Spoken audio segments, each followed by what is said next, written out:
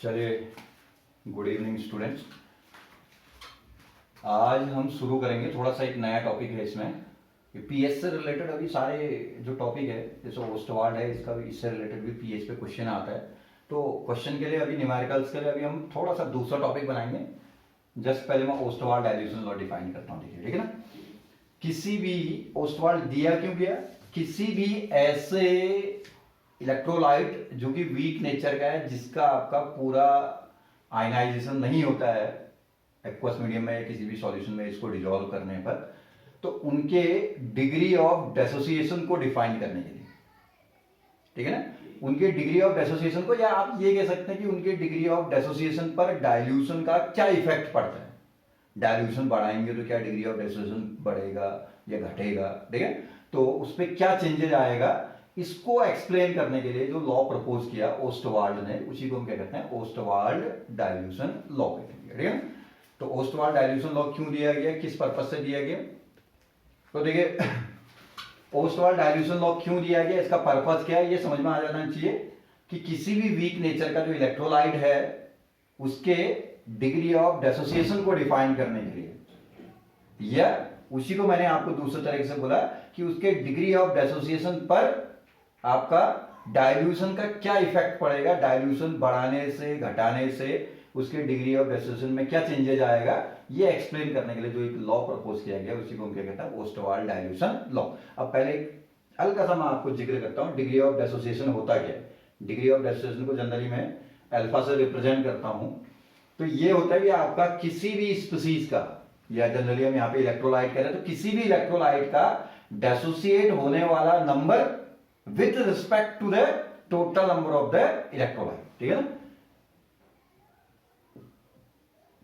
डेसोसिएटिंग molecules divided by total number of molecules, ठीक है, किसके, इलेक्ट्रोलाइट्स के, that is called as it's a degree of dissociation, ठीक है। ये इसी को हम एक और तरीके से बोलना चाहें तो हम क्या कह सकते हैं, किसी भी इलेक्ट्रोलाइट का डेसोसिएट होने वाला फ्रैक्शन, फ्रैक्शन मतलब टोटल का पार्ट जो कि आपका डेसोसिएट हो रहा है, वो कहलाता है डिग्री ऑफ डेसोसिएशन। और ऑलवेज अल्फा की जो मैक्सिमम वैल्यू होगी वो कितनी हो सकती है, 1। सपोज हमने 100 मॉलिक्यूल ले रखा है तो 100 मॉलिक्यूल डेसोसिएट हो सकते हैं, मैक्सिमम 100 ही तो हो सकता है। 100 लिए हैं, 200 तो डेसोसिएट होंगे नहीं, तो 100 है तो ये भी 100 हो सकता है, तो उसमें अल्फा कितना होगा, 1। वो होते हैं स्ट्रॉन्ग इलेक्ट्रोलाइट्स जिसमें अल्फा की वैल्यू कितनी होती है, 1 होती है। लेकिन वीक इलेक्ट्रोलाइट्स के केस में सपोज आपने 100 मॉलिक्यूल ले रखा है तो हो सकता है 5 मॉलिक्यूल, 10 मॉलिक्यूल या 20 मॉलिक्यूल, क्या है, बहुत कम मॉलिक्यूल्स जो भी कहने का मतलब है वो डेसोसिएट करेगा, तो आपका वैल्यू क्या आएगा, लेस देन 1 आएगा, 0.5, 0.2, 0.1, 0.3 जो भी आएगा आपका, दैट विल बी क्या है, alpha value for the weak electrolytes, ठीक है। तो इसी अल्फा वैल्यू पर जो डेसोसिएट होने वाला जो फ्रैक्शन है, जिसको हम डिग्री ऑफ डेसोसिएशन कह रहे हैं, उस पर डाइल्यूशन का क्या इफेक्ट पड़ेगा, ये एक्सप्लेन करने के लिए ओस्टवार्ड ने अपना लॉ प्रपोज किया। इक्वेशन कैसे हो जाएंगे हम, तो उसको कहते हैं ओस्टवार्ड डाइल्यूशन, ठीक है ना। अब देखिए ओस्टवार्ड डाइल्यूशन लॉ को डिफाइन करने के लिए मैं आता हूं। सपोज एक कोई इलेक्ट्रोलाइट कंसिडर कर लेते हैं, कोई भी ले लेते हैं, कोई जरूरी नहीं है, एक एग्जांपल से कर लेते हैं। देखिए सपोज एसिटिक एसिड है, CH3COOH, ये हमारा एक वीक इलेक्ट्रोलाइट है। इसको एक्वस मीडियम में आपने डाला तो एक्वस मीडियम में क्या होगा, ये बनेगा, sorry, CH3COO negative aquated plus H positive aquated, ठीक है। इस आयनाइजेशन प्रोसेस के लिए या इस डेसोसिएशन प्रोसेस के लिए, वीक इलेक्ट्रोलाइट का डेसोसिएशन हो रहा है, ठीक है ना, फॉर दिस डेसोसिएशन प्रोसेस, इस प्रोसेस के लिए आपका KA, या सिंपली आप K लिखना चाहें तो लिख सकते हैं। अब एसिड है इसलिए मैं K लिख रहा हूं, चलो K लिख रहे हैं। K इक्वल टू कितना होगा, product concentration divided by reactant concentration. CH3COO negative aquated, इसका concentration into H plus aquated divided by CH3 COO H concentration. ठीक हो गया, इसको हम कंसिडर कर लें इक्वेशन 1। अब देखिए इस डिसोसिएशन प्रोसेस के लिए law of mass action apply करते हैं forward as well as backward path के लिए। For the forward path of this process, reversible है ना प्रोसेस, तो इस रिवर्जुअल प्रोसेस के फॉरवर्ड पाथ के लिए RF rate of the forward process या reaction will be proportional to किसके होगा, लॉ ऑफ मास एक्शन क्या कहता है, किसी भी प्रोसेस का रेट उस प्रोसेस में पार्टिसिपेट करने वाले रिएक्टेंट के कंसंट्रेशन के प्रोपोर्शनल होगा। तो यहां से हो जाएगा आपका ये concentration of CH3 COO H के इतना हो जाएगा ना। तो इसको आप ऐसे लिख सकते हैं RF equal to KF into कितना हो जाएगा यहां से CH3 COO H, ये हो गया ठीक है ना। इतना रेट ऑफ बैकवर्ड के किसके कैसे निकलेगा, RB बैकवर्ड पाथ के लिए चलेंगे तो बैकवर्ड पाथ के लिए ये दोनों रिएक्टेंट है, तो बैकवर्ड पाथ का रेट उन बैकवर्ड पाथ के रिएक्टेंट के कंसंट्रेशन के प्रोपोर्शनल होगा। प्रोपोर्शनल भी किसके, concentration of CH3 COO negative ion into concentration of H positive ion के, ठीक होगा ना इस तरह। तो इसको भी हम लिख लें तो RB rate of backward path equal to KB into concentration of CH3 COO negative into concentration of H positive ion, ठीक हो गया। इसको इक्वेशन 2, इसको इक्वेशन 3, ठीक है। एट द इक्विलिब्रियम कंडीशन, ये जो हमने ऊपर लिखा है ये इक्विलिब्रियम पे ही तो है, इक्विलिब्रियम कांस्टेंट ही तो होता है। इक्विलिब्रियम कांस्टेंट क्या होता है, product concentration upon reactant concentration. मैं उसी को यहां से लेके आना चाह रहा हूं, ठीक है ना। वैसे इसकी रिक्वायरमेंट नहीं थी, हम ऐसे भी चल सकते हैं। At the equilibrium condition RF equal to कितने के होगा, RB के हो जाएगा। तो RF की वैल्यू कितनी है भैया, इक्वेशन 2 से, RB इक्वेशन 3 से। तो ये आ जाएगा आपका RF की वैल्यू लिखें तो KF into concentration of CH3 COO H equal to RB क्या होगा, KB into concentration of CH3 COO negative into concentration of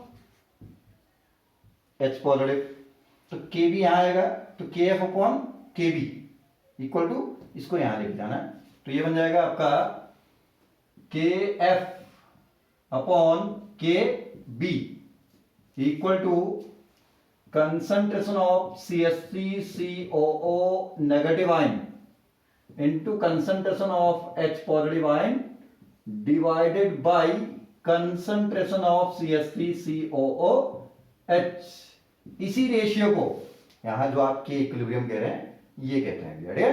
तो मैं ये इतना इसलिए दिया कि आपको ये कैसे आया, equilibrium constant equal to product upon reactant concentration के जो होता है वो कैसे आता है रिवर्सिबल प्रोसेस के लिए, उसको आप कहां से, लॉ ऑफ मास एक्शन से ऐसे डेरिवेट करके ला सकते हो। तो ये क्या हो जाएगा, के इक्विलिब्रियम, चाहो तो इसको भी के इक्विलिब्रियम लिख लो, इक्वल टू कितना, acetate ion concentration, acetic acid का ही क्यों लिया, क्योंकि एसिटिक एसिड वीक इलेक्ट्रोलाइट का भी है, इसलिए हम उसी के रिस्पेक्ट में चल रहे हैं। कोई और भी ले सकते हैं, ये जनरल लेके चल सकते हैं, COOH, ये हो जाएगा।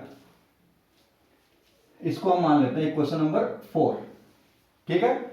अब जरा मैं ऊपर कंसंट्रेशन टर्म पे आ रहा हूं, जरा यहां देखना, ठीक है ना।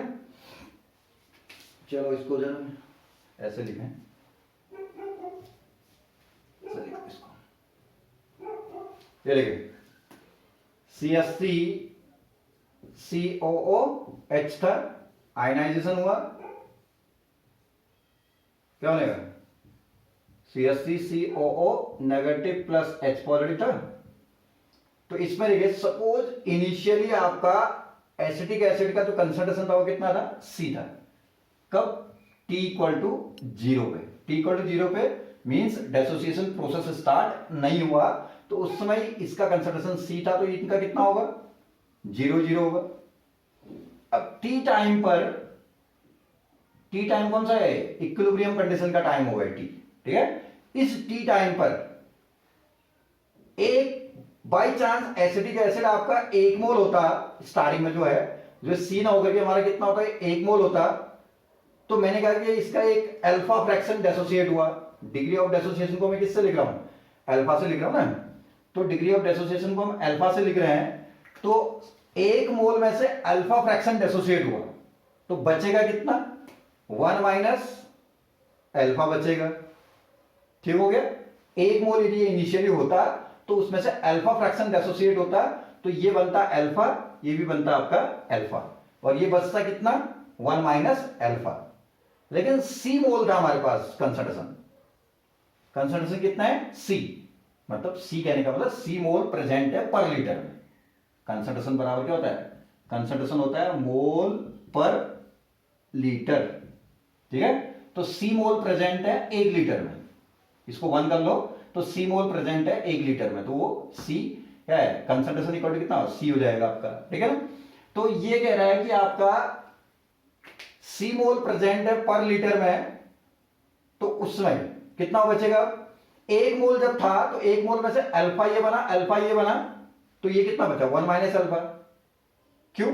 क्योंकि एक मॉलिक्यूल के टूटने से एक आयन ये बन रहा है, तो एक ये भी तो बन रहा है ना। तो ऐसे ही आपका 1 मोल में से अल्फा फ्रैक्शन टूटेगा, तो अल्फा ये बनेगा, अल्फा ये भी बनेगा। अब ऐसे ही C मोल में से कितना बनेगा, C इंटू 1 माइनस अल्फा। 1 मोल के रिस्पेक्ट में कितना, 1 माइनस अल्फा, तो C मोल के रिस्पेक्ट में कितना, C इंटू 1 माइनस अल्फा। एक के रिस्पेक्ट में जितना आपका बचा है, C के रिस्पेक्ट में इंटू C कर लेंगे, ठीक है। 1 मोल जब था एसिटिक एसिड, तो उसमें इतना एसिड क्या है, जो डिग्री ऑफ डेसोसिएशन अल्फा था या एसिटेट आयन का फ्रैक्शन बना था, वो इतना था। तो C मोल जब था तो कितना होगा, C अल्फा, और ये भी कितना हो जाएगा, C अल्फा, ठीक है ना। इसको ऐसा समझने की कोशिश करना, कभी भी आप सीधे उसको रटने की कोशिश नहीं करना है। 1 मोल लिया था, T इक्वल टू 0 था, मतलब डेसोसिएशन प्रोसेस स्टार्ट नहीं हुआ, तो उसमें तो ये 0 होंगे। लेकिन T टाइम के बाद, T टाइम कौन सा है, जो मैंने ये दिखाया है, rate of forward, rate of backward, equilibrium condition जो बोला मैंने, बोला इक्विलिब्रियम क्या होता है, जब जितना डेसोसिएट हो रहा है उतना ही बैकवर्ड भी आ रहा होगा, ठीक है। इक्विलिब्रियम कंडीशन पे ही ये चीजें इसलिए लगाई जाती हैं, क्योंकि इक्विलिब्रियम के बाद वेरिएशन के चांसेस नहीं होते हैं। इक्विलिब्रियम जब आ गया तो उसके बाद इसका कंसंट्रेशन जितना है इतना ही रहेगा। क्यों? क्योंकि जितना ये फॉरवर्ड जा रहा होगा उतना ही ये बैकवर्ड आ रहा होगा, तो ये डेसोसिएटेड फ्रैक्शन आपका क्या होगा, फिक्स हो जाएगा। कभी भी इक्विलिब्रियम से पहले या इक्विलिब्रियम के बाद कभी भी कोई क्या है, कंडीशन को हम नहीं यूज करेंगे, इक्विलिब्रियम पे ही लगाएंगे। इक्विलिब्रियम पे इससे लगाएंगे कि उसमें वैल्यूज में कांस्टेंसी आ जाती है, फिक्स हो जाते हैं सारी वैल्यूज, ठीक है ना। तो इस समय T टाइम पे ये 1 मोल के रिस्पेक्ट में इतना बचा, तो C मोल के रिस्पेक्ट में इंटू C। 1 मोल के रिस्पेक्ट में अल्फा बना था T टाइम पर या इक्विलिब्रियम टाइम पर, और C मोल के रिस्पेक्ट में कितना, C अल्फा। इसमें मेरे ख्याल से कोई कंफ्यूजन नहीं है किसी को।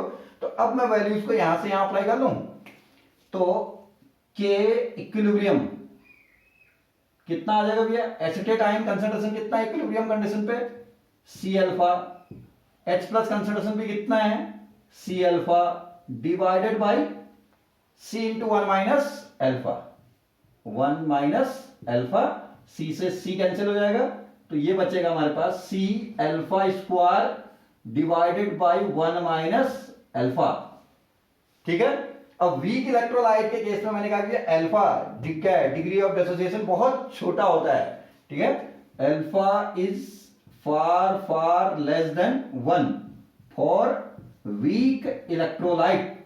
सो 1 माइनस अल्फा को आप कितना लिख सकते हैं, अप्रोक्स इक्वल टू 1 लिख सकते हैं, ठीक है ना। मतलब 1 के इसमें बहुत छोटी क्वांटिटी है अल्फा, तो ये अप्रोक्स इक्वल टू कितना हो जाएगा, 1। देन कितना हो जाएगा, K equilibrium equal to C alpha square, ठीक हो गया। अब C है कंसंट्रेशन, C को मैं इतना लिख लूं या ऐसे लिख लूं, फॉर 1 मोल, ठीक है, for 1 mole electrolyte containing solution, कोई ऐसा इलेक्ट्रोलाइट लिया हमने जिसका वीक इलेक्ट्रोलाइट लिया जिसका कितना था 1 मोल था, तो कितना सी कितना हो जाएगा 1/v हो जाएगा, 1 मोल पर n अपॉन वी होता है, mole upon volume equal to concentration होता है, तो 1 मोल इलेक्ट्रोलाइट कंटेनिंग सॉल्यूशन में सी की वैल्यू कितनी हो जाएगी आपकी 1/v, क्योंकि मैं डाइल्यूशन इफेक्ट देखना चाह रहा हूं इसलिए मैं v के रिस्पेक्ट में चल रहा हूं, ठीक है। तो चाहे तो आप सी को ही रहने दो, कोई दिक्कत नहीं उसमें। k इक्विलिब्रियम कितना हो जाएगा, सो k इक्विलिब्रियम इक्वल टू सी की जगह पुट कर लो अल्फा स्क्वायर अपॉन वी हो जाएगा यहां से, तो ये कितना आ जाएगा k equilibrium into V equal to alpha square, तो alpha square equal to k equilibrium into V, और alpha square equal to sorry है प्रोपोर्शनल टू किसके, प्रोपोर्शनल टू किसके v के, और alpha equal to under root v,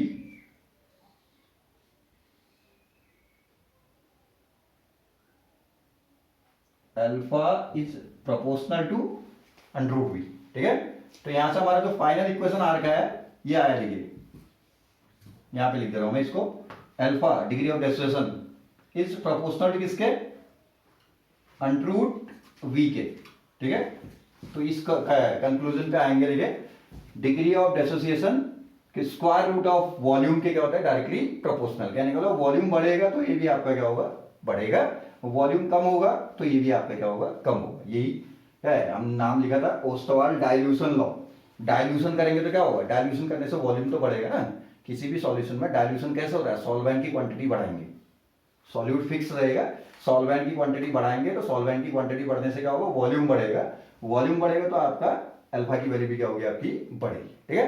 कहने का मतलब कि आपका 1 लीटर वॉल्यूम यदि सॉल्यूशन का था तो उसमें मान लिया 10 मॉलिक्यूल डिसोसिएट हो रहे थे, तो आपने वॉल्यूम बढ़ा करके यदि 2 लीटर 3 लीटर कर दिया तो आपका डिसोसिएट होने वाले मॉलिक्यूल का नंबर या फ्रैक्शन भी क्या हो जाएगा आपका राइज कर जाएगा, 10 की जगह 20 25 30 मॉलिक्यूल आपका डिसोसिएट करना स्टार्ट कर देगा, ठीक है। This is known as Ostwald dilution. मेरे ख्याल से कोई कंफ्यूजन नहीं है भैया, किसी भी वीक इलेक्ट्रोलाइट का कितना डिग्री ऑफ डिसोसिएशन होगा या कितना फ्रैक्शन डिसोसिएट होगा विद द क्या डाइल्यूशन, ठीक है ना।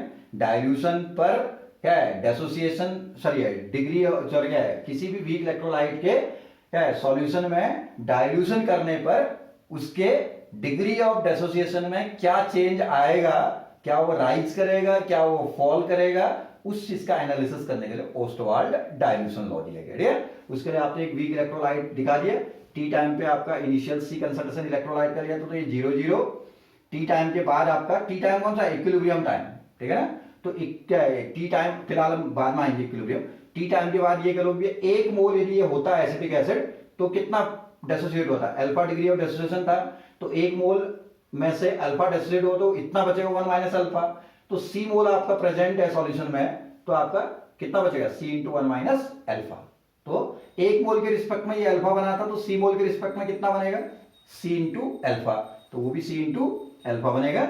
फिर इसके लिए हमने इक्विलिब्रियम कांस्टेंट का ये सीधे फॉर्मूला लिख लिया प्रोडक्ट कंसंट्रेशन अपॉन रिएक्टेंट, लेकिन चाहो तो आप इसी को लॉ ऑफ मास एक्शन से फॉरवर्ड पाथ के लिए rate of forward path, backward path के लिए रेट ऑफ बैकवर्ड पाथ क्या है ये लॉ ऑफ मास एक्शन लगा करके फिर इक्विलिब्रियम कंडीशन पे दोनों को इक्वेट कराया तो वहां से आपका ये इक्वेशन वहीं से आ जाएगा, ये आइडेंटिकल इक्वेशन है दोनों, ठीक है ना। अब इक्विलिब्रियम कंडीशन पर हमारे पास एसिटिक एसिड का ये कंसंट्रेशन है, इक्विलिब्रियम कंडीशन में इक्विलिब्रियम टाइम 80 है तो उसमें इतना कंसंट्रेशन इसका इसका इतना इसका इतना इन सभी के वैल्यू को वहां पुट किया।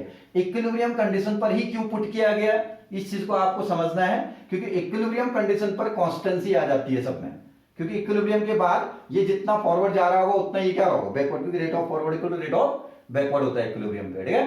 तो आपका मान लिया इसके 10 मॉलिक्यूल वहां जा रहा होगा तो 10 मॉलिक्यूल वहां से यहां भी आ रहे होंगे, तो ये सी अल्फा की जो वैल्यू है वो फिक्स हो गई होगी और राइज या डिक्रीज नहीं कर रही होगी, तो ये और ये वैल्यूज क्या हो जाएंगे उसमें इक्विलिब्रियम पे फिक्स हो जाएंगे, इसलिए इक्विलिब्रियम पे ही हम कैलकुलेशन करते हैं। तो इसकी जगह पे सी अल्फा पुट किया ये हो गया, H प्लस की जगह सी अल्फा पुट किया ये हो गया, और इसकी जगह कितना सी इंटू 1 माइनस अल्फा ये हो गया, सी से C cancel, C alpha square upon 1 minus alpha, weak electrolyte के केस में आपका अल्फा क्या होता है, बहुत छोटा होता है 1 के रिस्पेक्ट में, इसलिए 1 minus alpha approx equal to कितना कर दिया 1। तो ये लगभग कितना हो गया, ये वैल्यू कितना हो गया 1, तो सी अल्फा स्क्वायर हो गया, K equilibrium equal to C alpha square.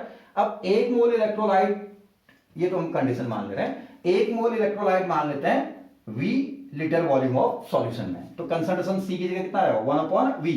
Concentration क्या होता है, मोल पर वॉल्यूम होता है, तो वॉल्यूम V मान रखा हमने, और इलेक्ट्रोलाइट कितना ले लिया 1 मोल इलेक्ट्रोलाइट ले रखा, तो इसकी जगह 1/V पुट कर लिया, तो कितना हो जाएगा K equilibrium equal to alpha square, यहां पे रखोगे ना अल्फा स्क्वायर, तो अपनी जगह 1/V आ जाएगा, इसकी जगह तो अल्फा स्क्वायर अपॉन V, तो ये V यहां आएगा, तो कितना हो जाएगा अल्फा स्क्वायर इक्वल टू के इक्विलिब्रियम इनटू V, के इक्विलिब्रियम इनटू V, के इक्विलिब्रियम तो कांस्टेंट है, तो उसको हटाएंगे तो प्रोपोर्शनल वहां का आएगा, तो alpha square proportional to V के, तो अल्फा प्रोपोर्शनल टू क्या होगा, ये स्क्वायर प्रोपोर्शनल टू V के, तो अल्फा प्रोपोर्शनल टू कितने के अंडर V के, तो alpha proportional to under V means क्या है वॉल्यूम डायरेक्टली प्रोपोर्शनल तो दिख ही रहा है रूट के फॉर्म में, लेकिन डायरेक्टली प्रोपोर्शनल है, तो वॉल्यूम जैसे जैसे आप राइज करेंगे डिग्री ऑफ डिसोसिएशन भी क्या होगा राइज करेगा। ये फाइनल कंक्लूजन ऑफ ये ओस्टवाल डाइल्यूशन लॉ का, ठीक है, पर इस पर बेस्ड हम आगे जाकर के न्यूमेरिकल करेंगे, ये ओस्टवाल है। फिलहाल ये टॉपिक बहुत ज्यादा इंडिविजुअली भी पूछा जाता है, ध्यान रखिएगा, ठीक है। Thank you sir.